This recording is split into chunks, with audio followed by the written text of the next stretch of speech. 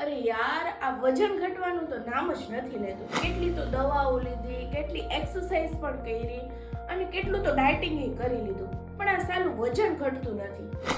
તો આજના આ વિડીયોના માધ્યમમાં આપણે વેઇટ રિડક્શન માટેની 4 ટિપ્સ વિશે ડિસ્કસ કરશું. તો ફર્સ્ટ ઓફ ઓલ ટીપ છે સ્મોલ પ્લેટમાં જમવું. શા માટે?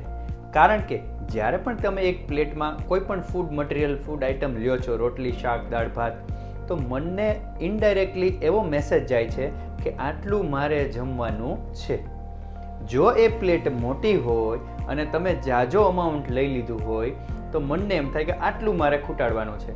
કારણ કે હવે જમતી વખતે સોશિયલ મીડિયાનો યુઝ, એટલે કે આપણે ઇનડાયરેક્ટલી સોશિયલ મીડિયા જોતા હોય છે ત્યારે મનને ખબર નથી પડતી કે આપણે કેટલું ખાઈ લઈએ છીએ. એટલે સ્મોલ પ્લેટમાં તમે એકવાર લીધું છે, બીજી વાર લ્યો છો, ત્રીજી વાર લ્યો છો, તો તમારા માઇન્ડને એવું સિગ્નલ જાય છે કે ઓહ, મેં તો ઘણું બધું જમી લીધું. એટલે તમે એકવાર લેશો, 2 વાર લેશો, પછી લેવાનું બંધ કરી દેશો.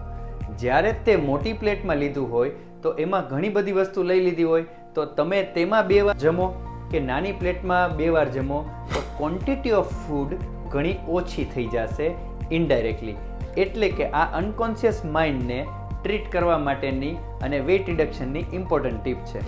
Next important tip in next video. Follow for more.